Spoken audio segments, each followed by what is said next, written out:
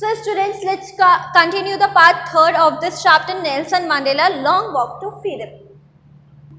So students, in the previous part we have read about Nelson Mandela, who has given his speech in front of the world, in front of the assembled guests who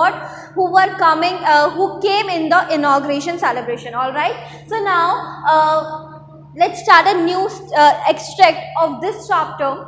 A few moments later, we all lifted our eyes in awe as a spectacular era of South African jets. First of all क्या होता है, जब भी कोई ऐसा national festival होता है या फिर कभी भी कोई भी प्रेसिडेंटशिप पर बैठता है तो उनके ऑनरशिप के लिए, उनके रिस्पेक्ट में बहुत सारी चीज़ें करवाई जाती है. जैसे कि अगर आपने रिपब्लिक डे के दिन देखा हो तो बहुत सारी परेड्स निकलती है अलग अलग स्टेट्स की, राइट. और बहुत सारे जेट्स भी होते हैं जो कि हमारे फ्लैग को डिनोट करते हैं, वो स्मोक निकालते हैं जो कि हमारे फ्लैग को डिनोट करते हैं.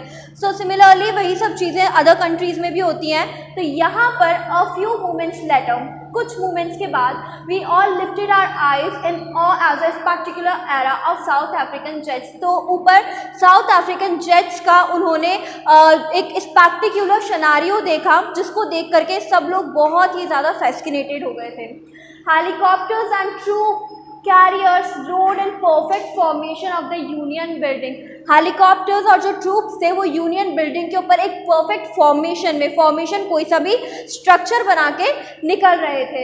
It was not only a display of pinpoint precision and military force but a demonstration of the military's loyalty to democracy, to a new government that had been freely and fairly elected. तो ये जो troops हैं, helicopters हैं, jets हैं, इनका जो formation है वो केवल दिखाने के लिए ही नहीं था, बल्कि ये एक मिलिट्री की लॉयल्टी थी, वहाँ की मिलिट्री की लॉयल्टी थी, जिससे जो बताना चाह रहे थे कि यहाँ पर एक जो फेयरली और फ्रीली इलेक्शन हुआ है उसके लिए हम कितने ज़्यादा लॉयल हैं. So, only moments before, the highest generals of the South African Defence Force and Police, their chest bedecked with ribbons and medals from the days gone by, saluted me and pledged their loyalty. So, only moments before, उनके कुछ time के बाद ही जो highest generals थे south Africa के, जो military forces वगैरह के होते हैं, पुलिस फोर्सेस वगैरह के होते हैं, हाईएस्ट जनरल, मेजर वगैरह, लेफ्टिनेंट वगैरह, तो उनके चेस्ट जो है मेडल से बेडेक्ट रहते हैं. मेडल से बेडेक्ट मतलब कि डेकोरेटेड रहते हैं. तो उन्होंने मुझे सल्यूट किया था. एंड उनकी लॉयल्टी मुझे दिखाई थी. I was not unmindful of the fact that not so many years before that they would not have saluted but arrested me. कुछ उनको याद है, I was not unmindful मतलब कि he didn't forget all these things that the military forces and the police forces has punished them, has used to prisonize them. All right, so finally a chevron of Impala jets left a smoke trail of black, red, green, blue and gold of the new South African flag. Finally जो jets थे जिनमें smoke निकल रहा था, and smoke कौन से colour का था, ब्लैक, रेड, ग्रीन और ब्लू और गोल्ड कलर का था, जो कि साउथ अफ्रीका के फ्लैग को डिनोट कर रहा था. Now what is chevron? A pattern in the shape of V. So the day was symbolized for me by the playing of our two national anthems. और वो दिन उनके लिए बहुत ही ज़्यादा सिम्बलाइज था, बहुत ही ज़्यादा यादगार था, बिकॉज उस दिन दो नेशनल एंथम्स गाए गए थे. And the vision of the white singing Nkosi Sikelel, and जो वाइटिश पीपल का जो एंथम था that was Nkosi Sikelel, i Africa, and black singing die stem, और ब्लैक्स जो थे वो कौन सा एंथम गा रहे थे, die stem. The old anthem of the republic, जो कि रिपब्लिक का पुराना एंथम था. ऑलराइट, मतलब जब वाइटिश रूल नहीं था उससे पहले जो डायस्टेम था वो उनका पुराना एंथम था, बट फिर जब वाइटिश रूल हुआ तो नकोसी सिक्लेल आई अफ्रीका, ये उनका न्यू एंथम बन गया था. Although that day neither group knew the lyrics of the anthem they once despised, they would soon know the words by heart. So उस दिन कोई भी डायस्टेम का जो वर्ड्स थे वो नहीं जानते थे, बट जिस दिन वो जान जाएंगे, जिस दिन हार्टेडली वो इन सब चीज़ों को अपना लेंगे, उस दिन वो पूरे मन से गाएंगे. So, on the day of the inauguration, I was overwhelmed with a sense of history.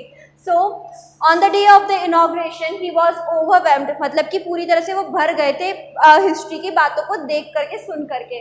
In the first decade of the 20th century, a few years after the bitter Anglo-Boer War, Anglo-bore war, जो Anglo bore war मतलब जो south African people हैं, जो whitish people है, उनका जो war है उसको कहते हैं.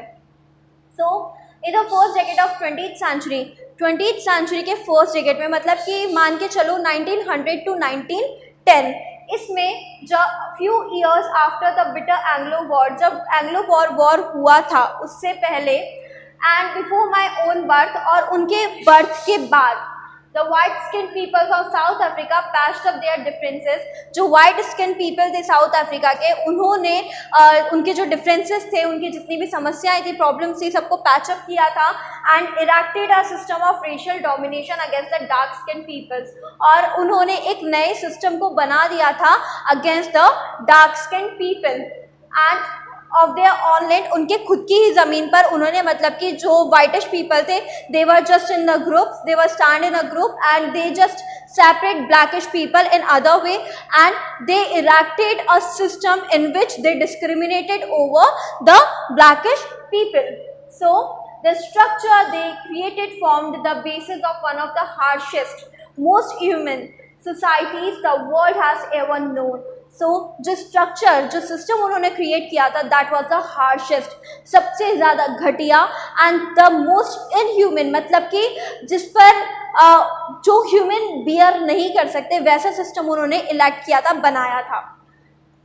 Now in the last decade of the 20th century, अब 20th सेंचुरी के लास्ट डेकेड में, इट मीन्स 1991 टू 1999, तो 20th सेंचुरी के लास्ट डेकेड में, and my own 8th decade as a man, और उनके 8th decade as a man, मतलब कि in the last decade of 20th century he was 80 years old, right.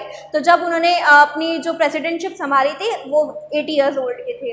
That system had been overturned forever and replaced by one that recognized the right and freedoms of all people. So वो जो system जो उन्होंने बनाया था whitish people ने, उसको बंद किया गया, उसको बैन किया गया और एक नया सिस्टम बनाया गया जिसमें हर किसी पर्सन के राइट्स को, उनकी नीड्स को ध्यान में रखा गया था.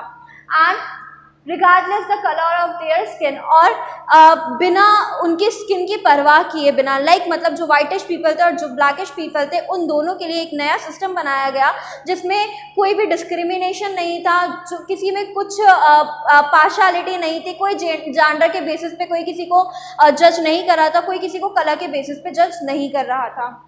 सो that day had come about through the unimaginable sacrifices of thousands of my people. ये जो दिन आज आया है, इनॉग्रेशन का दिन आज जो आया है और जो प्रेसिडेंटशिप मंडेला ने संभाली है, वो जो दिन है वो लाखों लोगों के, थाउजेंड्स ऑफ लोगों के, हज़ारों लोगों के सेक्रीफाइसेस के बाद आया है. So people whose suffering and courage can never be counted or repaid. उन लोगों की सफरिंग्स को, उन लोगों की बियरिंग्स को कभी भी काउंट नहीं किया जा सकता, कभी भी रीपे नहीं किया जा सकता. I felt that day, as I have on so many other days, that I was simply some of all those African patriots who had gone before me. So उस दिन he was feeling like this, that I have I have so many days. In those days I can sum of all the things, I can sort out all the things and tell them how much they how much they suffered and how much they bear all the things, and their bearings and their sufferings comes a new life. All right, so yeah, तो वो African patriots को बताना चाहते थे जो कि उनसे पहले चले गए हैं, that he has sort out all the things, he has some of all the things, that long and noble line ended and now begin again with me. वो कहते हैं कि जो नोबल और जो अच्छी जो नोबल लाइन थी, जो कि एंड कर दी गई थी बहुत टाइम पहले ही, अब वो मुझसे ही शुरू की जाएगी.